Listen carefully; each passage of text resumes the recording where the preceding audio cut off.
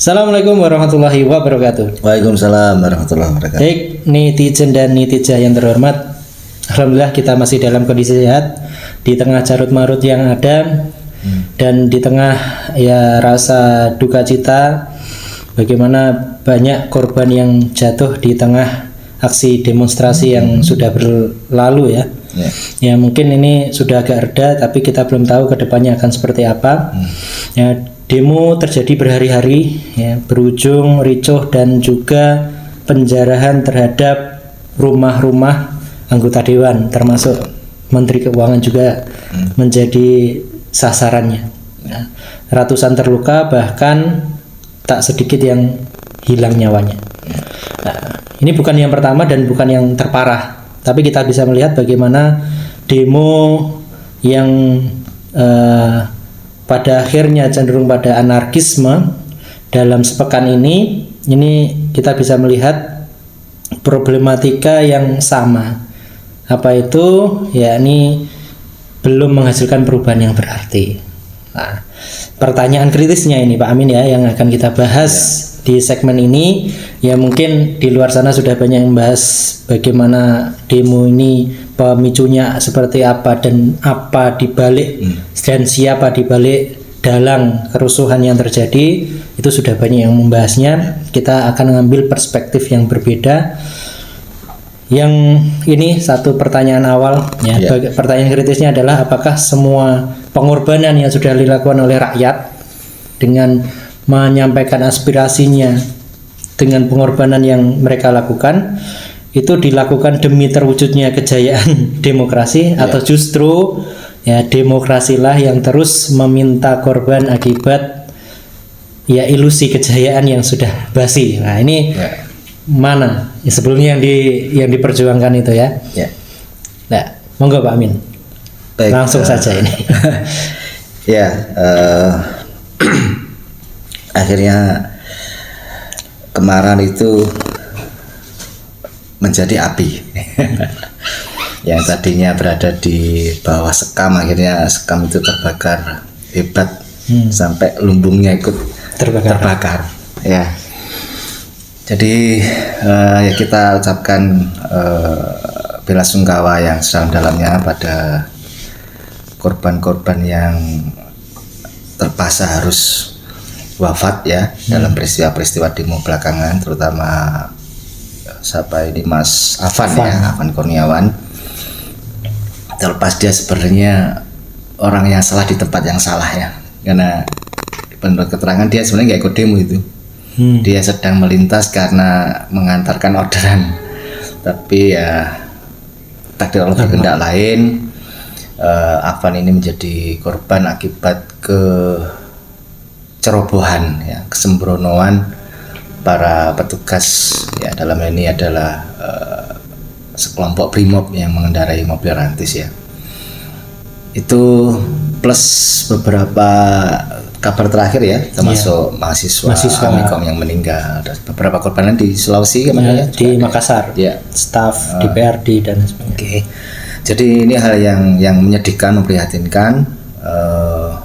Bagaimana mungkin di era modern seperti hari ini, di mana seharusnya 80 tahun mengelola negara, itu pemerintah, siapapun pemerintahnya ya, rezimnya, itu semestinya memiliki kedewasaan bernegara ya, yang kemudian kedewasaan itu menurun kepada seluruh aparatur negara, termasuk kepolisian, termasuk TNI, dan yang menjadi target utama dari berbagai kemarahan ini adalah anggota dewan ya, dan kabinet ya mungkin juga presidennya, tetapi yang nampak di permukaan adalah kemarahan terhadap kebijakan pemerintah melalui misalkan terkait pajak oleh Menteri Keuangan, terkait fiskal anggaran ya, terus beberapa kepala daerah yang padi kemarin Buni ya, dan beberapa wilayah lain, termasuk kemudian aksi joget-joget tidak sensitif itu ya di tengah meringusnya rakyat karena himpitan ekonomi. Kok wakil rakyatnya joget-joget karena tahu mau dapat tambahan tunjangan. Jadi ini yang tampak di permukaan, dan kita prihatinkan itu semua karena tadi Mas Bayu bilang ini bukan yang pertama, karena sudah sering terjadi gitu. Sering terjadi Ya sejak kita merdeka sering terjadi kan. Mungkin yang di era Orde Lama dulu ya terkait dengan masalah ekonomi, krisis ekonomi gitu ya. Terjadi antrian beras, antrian orang berebut untuk mendapatkan bantuan pangan ya, karena kelaparan di mana-mana, ekonomi sangat sulit karena memang negara pada saat itu masih sangat tidak stabil gitu ya. Terus di era Orde Baru awal juga ada peristiwa Malari, ada peristiwa Tanjung Priok, ada peristiwa Marsina gitu ya. Kemudian puncaknya di era Orde Baru itu di ujungnya ya adalah Reformasi 98 yang juga memakan banyak korban ya. Kemudian di era reformasi kan juga tidak malah lebih sering kayaknya demo yang menimbulkan korban. Demo apa aja kan, demo KPK dulu ya, pada saat undang-undang KPK itu ya ada yang meninggal. Terus demo terkait dengan hasil pemilu, beberapa kali pemilu itu ya menimbulkan korban juga ya. Dan yang terakhir ini yang paling kita bisa lihat ya, mungkin yang dulu itu tak terlalu viral ya karena nggak ada sosial media. Kalau kemarin TikTok live semua kan, sehingga orang begitu real time, sehingga vibe-nya tuh sangat terasa mencekam gitu, sangat terasa mencekam.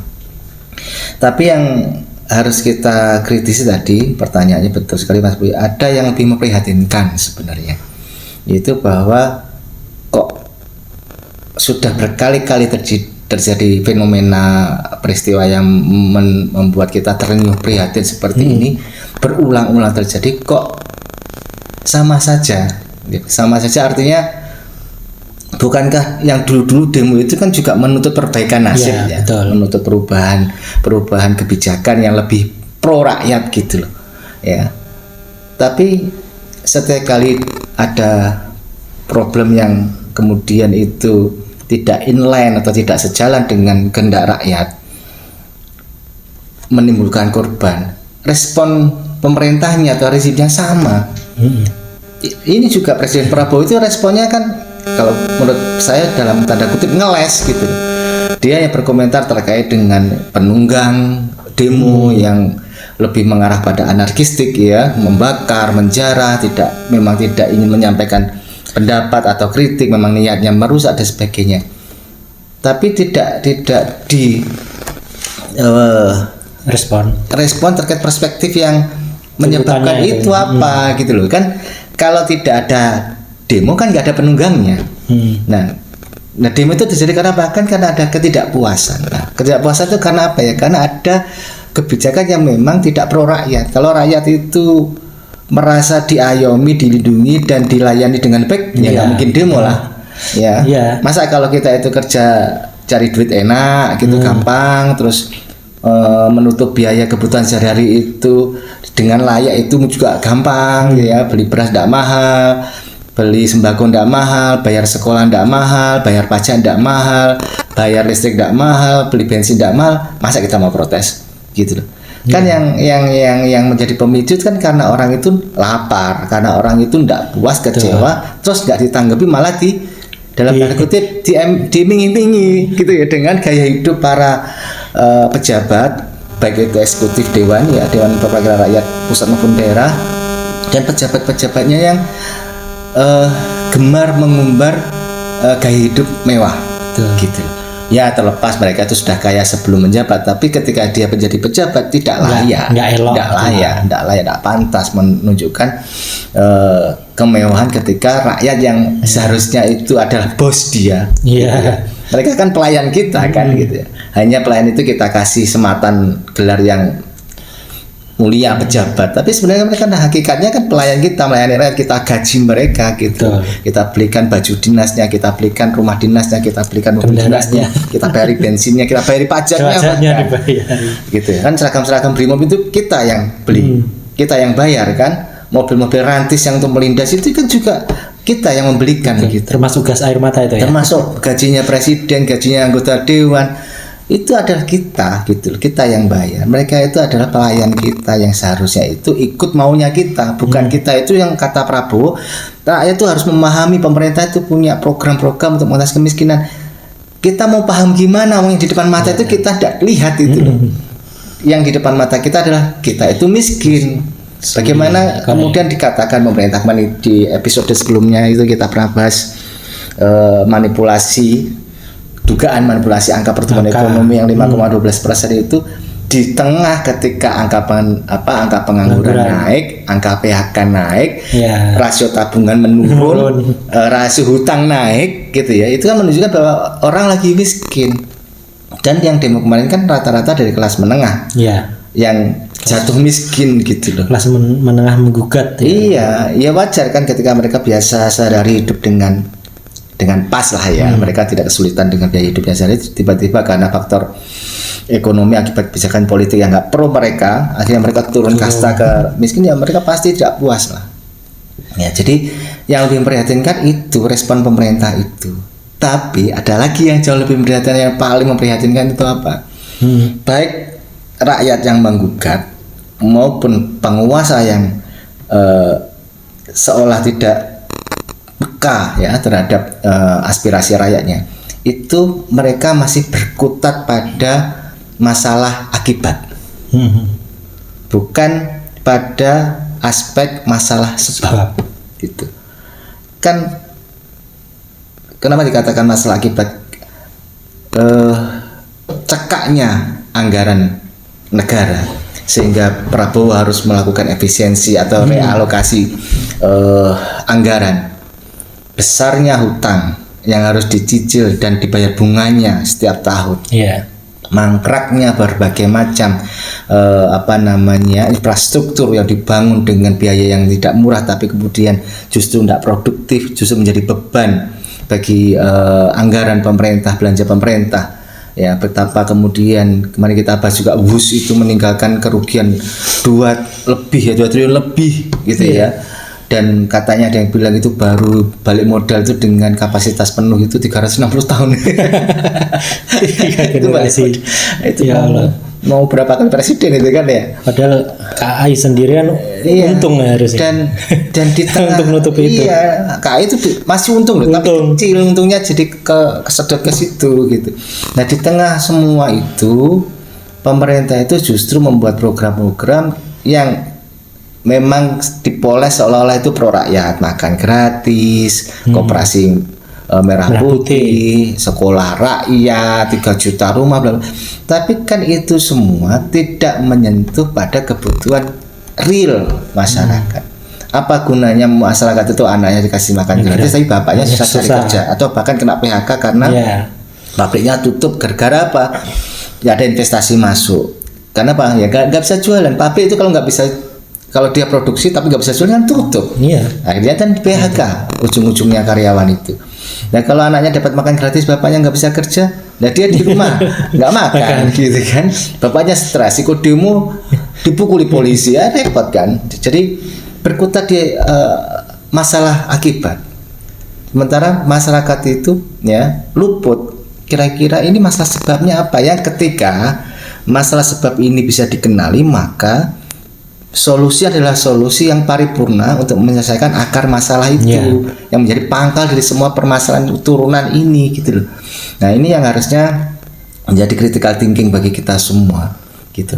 Dan tadi sudah ditanyakan ya, nah, apakah semua pengorbanan masyarakat seperti ini ya, yang mengharu biru seperti hari ini, ya kita bayangkan betapa perasaan orang tuanya si Afan gitu ya, atau ya kita juga berempati lah pada pejabat yang kemudian rumahnya dijarah, itu juga perbuatan yang kriminal. Tidak dibenarkan juga ya. Tapi kita itu seperti bebal gitu, disuguhkan fenomena seperti ini berulang-ulang, tapi kita selalu mengulangi siklus yang sama, yaitu tidak mampu mengenali akar masalahnya atau masalah sebabnya, sehingga kita bisa menghadirkan solusi terkait dengan akar masalah tersebut, sehingga kedepannya masalah-masalah turunan ini tidak akan terjadi. Kenapa? Karena sumber masalah sudah kita selesaikan gitu loh.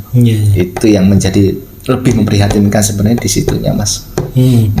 Jadi ya itu ya, Kalau kemarin kita lihat tiap demo kemudian ada apa istilahnya janji dari penguasa, ada perbaikan, ada minta maaf dan ini akhirnya reda.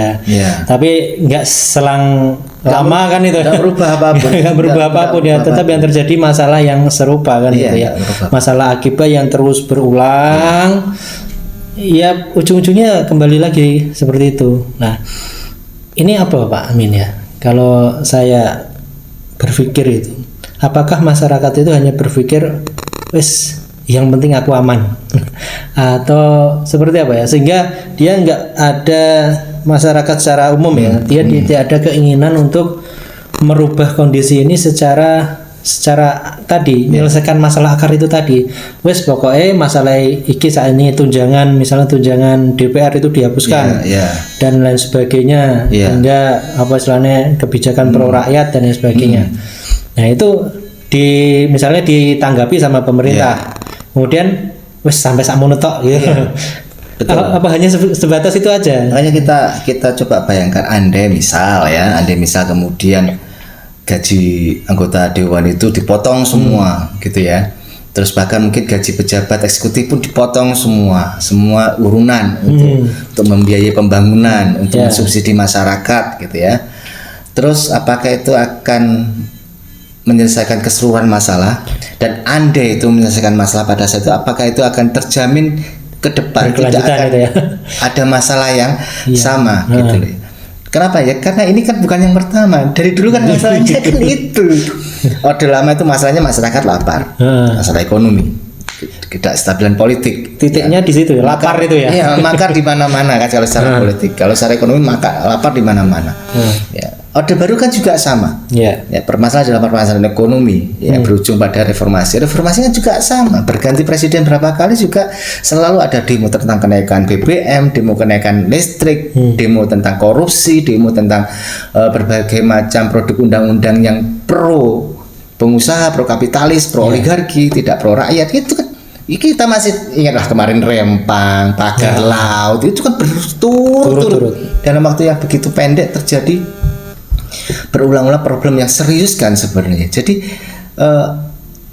jangan-jangan memang sumber masalahnya itu adalah kolam kita tempat hidup hari ini gitu.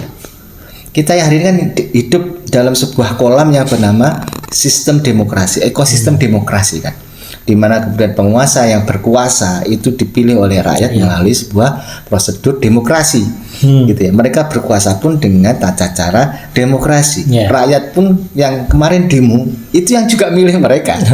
Yang milih anggota DPR itu, yang memilih presiden itu, yang kemudian dari presiden lahirlah kabinet itu, lahirlah kebijakan-kebijakan dan undang-undang dan macam-macam itu.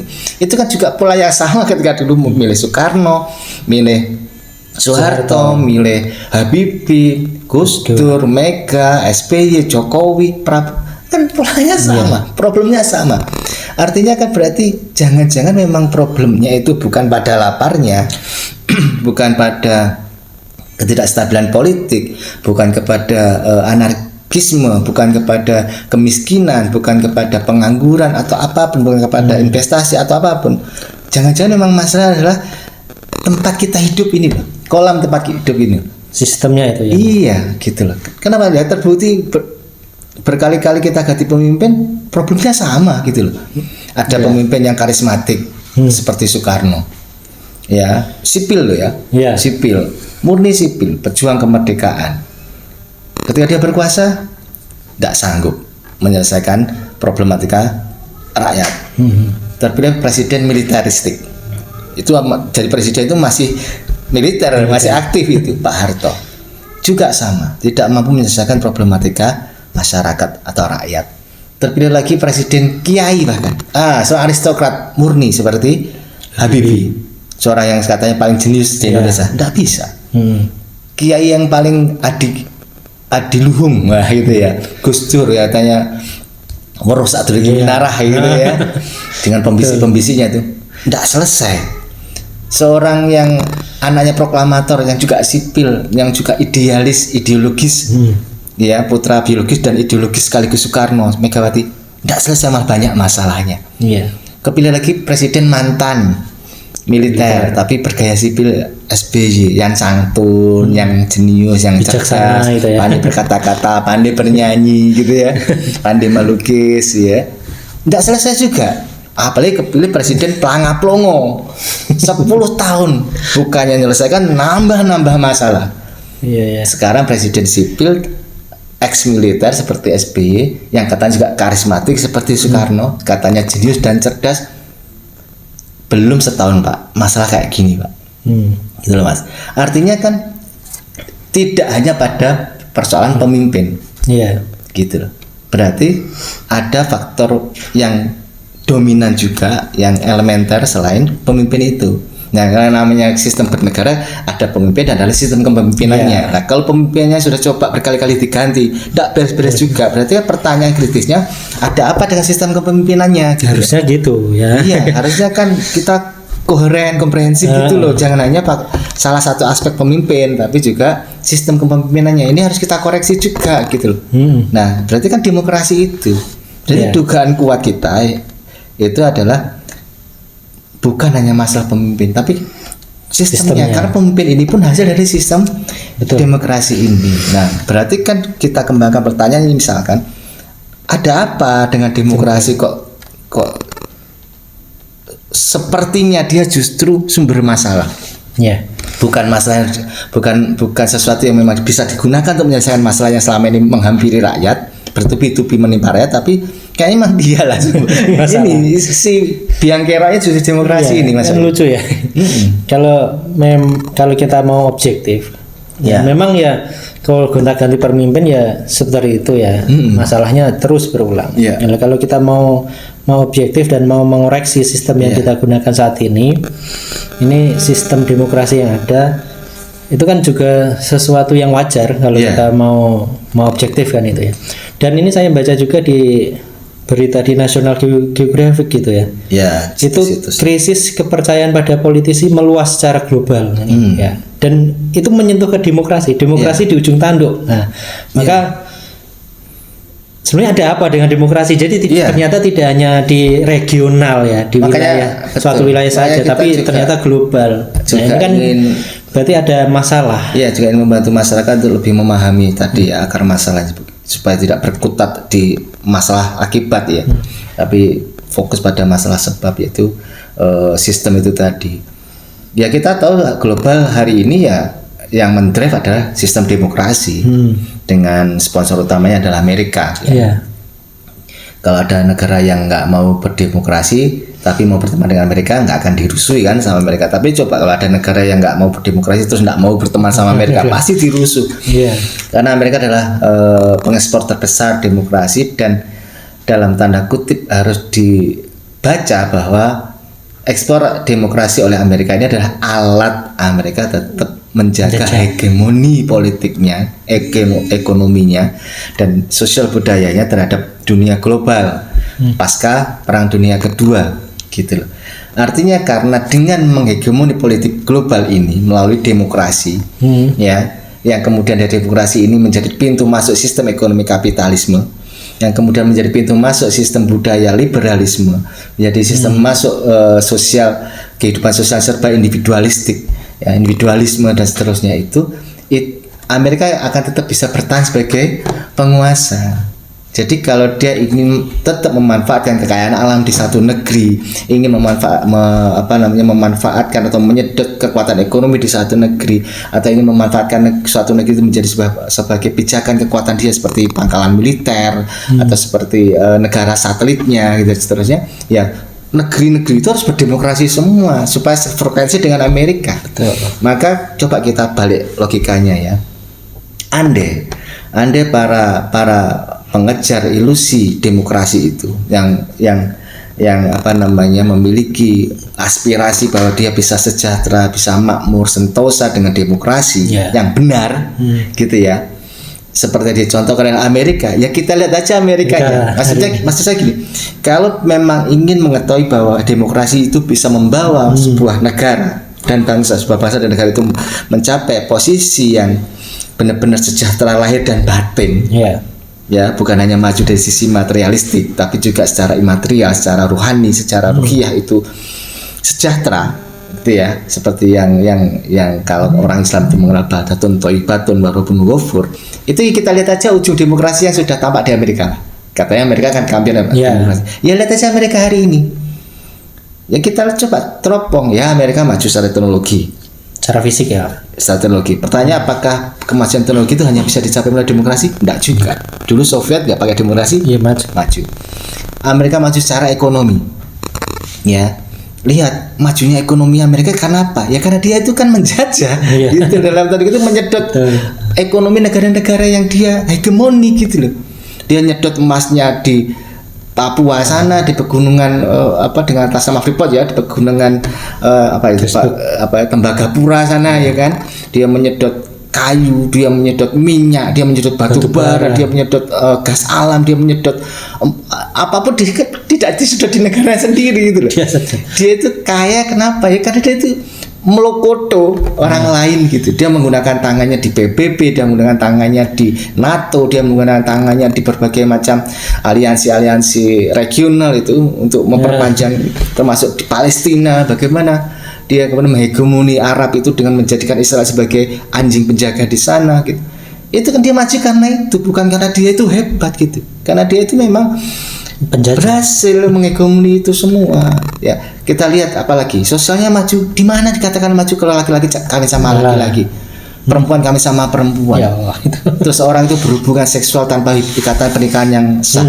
Bagaimana tidak ada hierarki yang jelas, masalah nasab, anak bapaknya siapa, bapak anaknya siapa, seorang perempuan dihamili siapa, tidak jelas. Bagaimana kemudian tingkat kriminalitas sangat tinggi di sana, bagaimana tingkat ketimpangan disparitas antara kaya dan miskin itu, ya rasio Gininya ya mungkin katanya rasio Gininya rendah, tapi kan di sana kan kita bisa melihat lah bagaimana di tempat kumuh. Di sana kan juga banyak orang yang homeless yang tidak punya rumah kan, tunawisma kan juga banyak di sana. Ya, terus maju apanya lagi? Maju pendidikannya. Pendidikan itu dikatakan maju ketika bisa menciptakan manusia yang seutuhnya. Ya, bukan hanya yang pandai otaknya, tapi juga yang tajam rohaninya gitu. Sehingga ketika dia menjadi orang pintar, dia tidak akan menghasilkan suatu teknologi atau pengetahuan yang merugikan kemanusiaan. Gitu. Ya, jadi apakah itu semua ukuran kemajuan?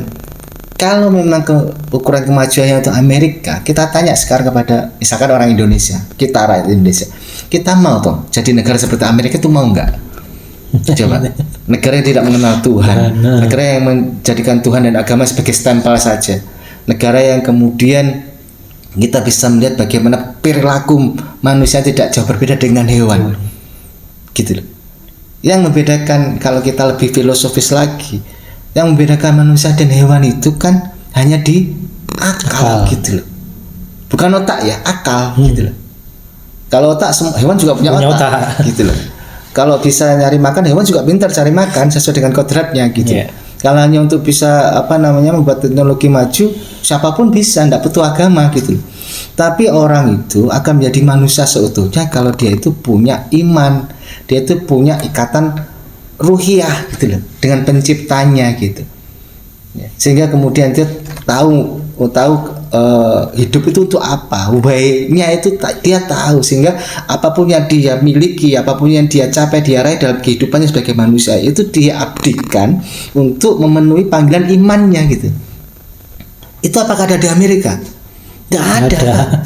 Kalau iman itu ada di Amerika yang kita jadikan contoh itu hari ini, dia tidak akan melakukan standar ganda Pak, pada Palestina dan Israel Pak.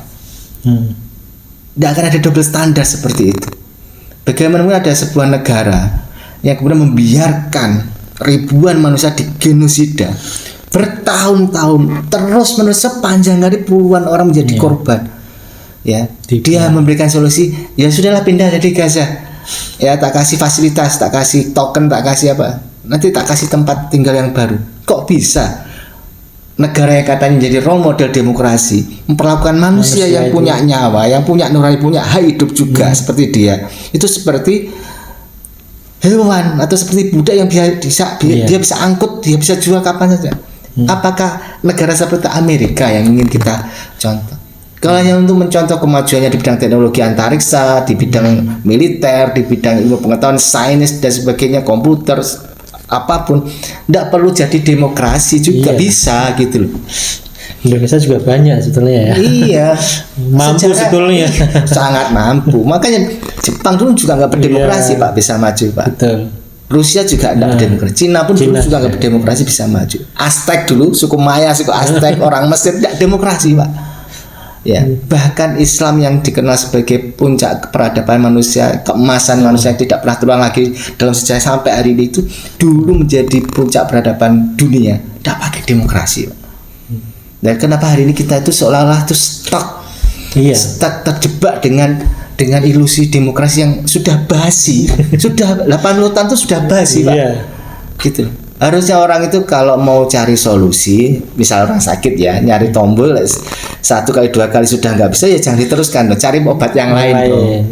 Atau misalkan ya, ibarat kita mau memotong daging ayam atau daging lah dengan pisau tumpul Pak, dengan pisau tumpul, iso nggak? Bisa, tapi kan lama dan cadel-cadel, tidak bagus potongannya. Kita mau memotong meja ini pakai pisau bisa Pak, tapi kapan marine?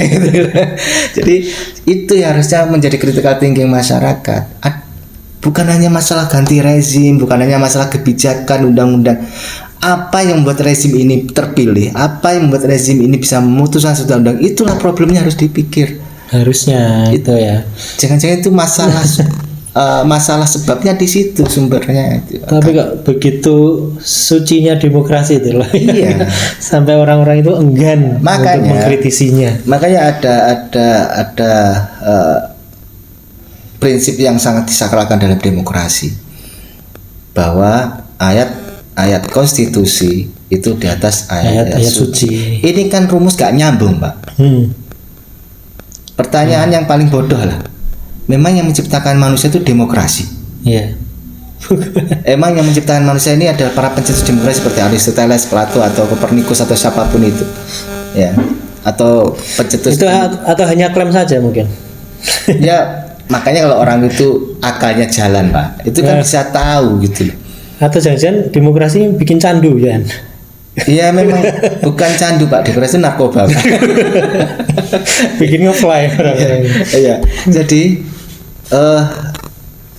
prinsip ayat-ayat konstitusi di atas ayat suci, inilah logika sesat yang akan menjebak kita dalam siklus setan, lingkaran setan ini. Sepakat saya. Kenapa?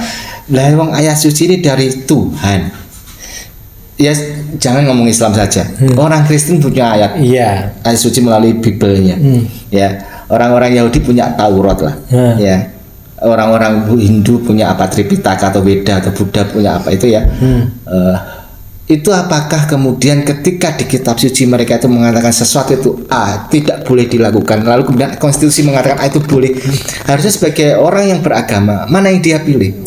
Ya keyakinannya kan mestinya. Harusnya kan sesuai dengan kitab sucinya. Gitu. Ketika khamr itu dikatakan haram, semua agama saya pikir haram. Kenapa? Karena itu menimbulkan kerusakan. Kan tidak ada agama maupun yang bumi maupun agama samawi membolehkan sesuatu merusak, itu kan tidak boleh. Ya. Tapi kemudian konstitusi itu membolehkan dengan berbagai macam catatan. Karena di situ ada pajaknya, karena di situ ada industrinya, di situ ada pemasukan untuk negara, di situ membuka lapangan pekerjaan dan sebagainya. Lalu boleh dengan berbagai catatan. Terus kemudian kita pakai yang itu. Kan konsekuensinya tetap terjadi Pak. Tuhan ngelarang itu karena ada konsekuensi buruknya kan. Yang mungkin ketawanya nanti, tidak sekarang. Betul. Tapi karena prinsipnya ayat konstitusi adalah ayat suci, ya ditabrak Pak larangan dan perintah Tuhannya ini Pak. Ya inilah logika sesatnya. Padahal pertanyaannya kan, siapa yang paling mengetahui apa yang terbaik untuk manusia? Ya, kan yang penciptanya. Nggak usah ngomong Islam dulu, semua agama meyakini itu. Betul. Gitu. Ketika pendeta mengatakan misalkan hubungan menikah itu adalah laki-laki dan perempuan, tetapi kemudian konstitusi menyatakan laki-laki boleh kawin dengan laki-laki, pendetanya dipaksa untuk mengkawinkan, menikahkan laki dengan laki-laki. Itu piye Pak? Apakah itu mau dicontoh? Jadi kita itu gini, kita di sini kita harus menyehatkan demokrasi, kita harus berdewasa, dewasa dalam berdemokrasi, kita harus mengupgrade, katanya Anies, mengupgrade demokrasi yang dilumpuhkan, diupgrade. Nah, contoh ujungnya ada kelihatan kok Pak, Amerika itu. Nah, iya. Terus yang dituju kan udah seperti itu. Contoh yang berdemokrasi dengan mapan, dengan dewasa, dengan baik itu katanya Amerika. Di Amerika sekadanya kayak gitu, Pak. Terus kita tuh mau ke sana, itu kan berarti merencanakan kegagalan. Memang iblis atau setan itu kan tugasnya misinformasi ya. Iya, memutar Ya, kayak iblis itu mengatakan buah kuldi itu ya. Buah kuldi. Kamu itu tidak boleh makan karena Allah itu tidak mau kamu tinggal di surga selamanya. Terus bahwa aku lebih mulia daripada api, lebih mulia daripada tanah. Itu kan kata siapa? Menurut siapa? Kan ya itu misinformasi. Makanya kalau nah ini kita sedikit singgung kalau perspektif Islam ya kan, ciri khas kita di bahasa demokrasi kan perspektifnya selalu coba kita teropong dengan perspektif Islam ya. Kalau memang kemudian prinsip ayat-ayat konstitusi di atas ayat suci itu menjadi sesuatu yang sakral dalam demokrasi yang tidak boleh dirubah-rubah, artinya kalau prinsip dirubah berarti demokrasi mati, dan kalau demokrasi mati berarti kematian buat sebuah negara. Kita buat tesisnya aja, kita buat hipotesanya aja ya. Apakah kalau kemudian pencuri itu sesuai dengan sistem Islam dipotong tangannya, kemudian pencurian akan angkanya turun atau naik dibanding dengan ketika pencuri itu hanya dihukum penjara yang bahkan akan dapat remisi, bahkan dapat gerasi atau amnesti ya, kemudian pencuri itu akan tobat dan angka penjara akan turun. Kita lihat faktanya gitu loh. Apakah kemudian kalau penzina, para pelaku zina itu ya yang hari ini dikedilkan dengan kata-kata selingkuh dan sebagainya, bahkan perzina itu mau selingkuh tidak selingkuh, kalau zina aja gitu loh. Bahkan kalau selingkuhnya menikah resmi nggak boleh dikatakan zina kan, nggak apa gitu. Itu kalau tidak dihukum cambuk atau rajam, itu membuat masyarakat itu semakin beradab atau semakin tidak beradab. Apakah disebut masyarakat beradab ketika anak nggak ketahuan bapaknya, ketika kemudian nasab itu dia bisa dipertanggungjawabkan hanya melalui tes DNA dan sebagainya, apa fungsi ikatan sosial di situ gitu loh, kan hancur itu strata sosial seperti itu. Apakah kemudian ketika riba itu dilarang karena itu haram, itu akan membuat ekonomi lumpuh? Bukankah selama ini yang menjadikan ekonomi itu seperti gelembung yang memang terus membesar tapi akhirnya akan hancur, pecah, berantakan, itu adalah riba dan turunannya seperti pasar modal dan turunannya gitu. Bukankah negara ini terpuruk secara ekonomi karena hutang riba? Nah, kalau kemudian kita balik bahwa ayat-ayat suci itu harus di atas ayat konstitusi, sehingga semua sistem yang berjalan dalam bernegara ini di bawah cahaya ayat suci, cara mengatur politiknya, ekonominya, sosialnya, budayanya, hukumnya terutama, itu semua bersumber dari ayat suci. Kira-kira cita-cita mana yang akan lebih baik kita kejar gitu daripada mengejar ilusi demokrasi yang contoh konkretnya sudah ketahuan ujungnya Amerika itu loh, dan sudah berulang-ulang basa-basinya. Kita pun sudah merasakan pedihnya. Ya, mohon maaf tanpa mengurangi rasa simpati kita kepada korban demo kemarin gitu. Semua kerugian, semua keprihatinan, ketersempitan hidup, keterhimpitan hidup hari ini menimpa semua orang, Pak. Menimpa semua orang. Bahkan mungkin bagi pejabat yang hari ini menjabat dengan segala kekuasaannya, baik eksekutif, legislatif, yudikatif ya, para anggota dewan, para pejabat pemerintahan itu dibalik keglamoran hidup mereka yang sering mereka pamerkan, saya tahu kosong, Pak. Kalau mereka itu memang manusia yang nature-nya itu punya nurani, gitu ya, itu nggak akan tega, Pak, menyakiti manusia lain itu. Tapi kan mereka itu kadang mungkin nggak ngomong ke kita ya, tapi mungkin kemarin sedikit ada senggolan dari bumbu pasar dan itu ya, kadang mereka itu terpaksa mengutarakan sesuatu yang sebenarnya mereka tahu itu tidak baik gitu. Kenapa? Ya karena sistem memaksa mereka untuk itu. Misal karena Mas Bayu itu anggota dewan, lalu dalam rapat paripurna sudah diputuskan bahwa negara boleh menjual bebas semua kekayaan alam kepada perusahaan baik asing maupun nasional ya, padahal di situ akan menimbulkan dampak lingkungan, dampak sosial, ketercerabutan akar budaya dan sebagainya. Itu kan kalau kita itu sebagai manusia pasti nggak terima toh, Pak. Iya. Tapi karena sistemnya itu kalau sudah quorum ya harus ikut. Itu pasti mereka tersiksa, Pak. Betul. Secara batin itu iya, saya yakin betul Prabowo pun tersiksa batinnya. Di balik semua kegagahannya, saya tahu sorot mata itu nggak bisa dibohongi, Pak. Dia itu tersiksa batinnya, Pak. Dia tahu bahwa dia akan bertanggung jawab itu di hadapan Allah, itu semua kerusakan ini akibat keputusan dia yang dia buat itu sebagai pemimpin gitu. Ya. Jadi tanpa mengurangi itu semua, kita itu juga gemes gitu. Ya orang itu kalau salah sekali 2 kali itu tidak apa-apa. Lah berkali-kali, Pak. Ya. 8 kali ganti rezim itu kan sudah kesuwen, Pak. Jare wong Jawa iki selak garing sambele, Pak. Kok gak ada yang berubah, gak paham-paham, gak sadar-sadar itu kenapa? Apa yang membuat mata kalian, membuat hati kalian tertutup dari semua kerusakan ini, kemudian terpalingkan dari cahaya Islam gitu loh. Cahaya yang Allah turunkan langsung dari arasnya melalui manusia paling sempurna, paling mulia, Rasulullah Muhammad. Sudah dibukukan dalam bentuk Al-Quran, dibukukan dalam bentuk kumpulan hadis, sudah dipraktekkan secara konkret 1300 tahun dengan berbagai macam puncak kejayaan yang tercatat secara tinta emas dalam peradaban manusia. Kok nggak mau ditoleh? Bisa aja nih sing digulai opo kan gemes, Mas. Iya. Jadi ya kita itu mixed feeling ya, sedih ngelihat kerusakan, kehancuran, penjara itu kita sedih, tapi gemes dikandani nggak kena itu lah. Terus piye, Mas? Terus mau kita bilangin kayak apa lagi gitu? Coba. Ya mungkin satu-satunya kita coba basa-basi di sini jadinya. Berlanjut terus basa-basinya ya. Gitu. Coba ya. Ya, satu-satunya cara memang saya tadi lihat podcast videonya Ferry Irwandi itu dengan kesadaran ya mungkin. Iya. Tapi kesadaran yang benar. Iya. Kesadaran yang itu bisa yang utuh, yang holistik gitu loh. Yang objektif, utuh, dan itu bisa menjangkau pada akar masalahnya sehingga rakyat atau umat ini sadar bahwa kesalahannya ada di mana dan solusinya harusnya seperti apa. Ketika semakin banyak orang yang sadar, maka perubahan itu tidak akan terbendung kan, itu pasti akan terjadi. Maka tugas kita ya bagaimana menyadarkan sebanyak mungkin umat, menyadarkan sebanyak mungkin rakyat itu. Maka challenge-nya itu tadi loh, coba ayo masyarakat, netizen semua yang ya mungkin tidak banyak melihat podcast ini, tapi kalau ada yang melihat tolong ini di-share ya.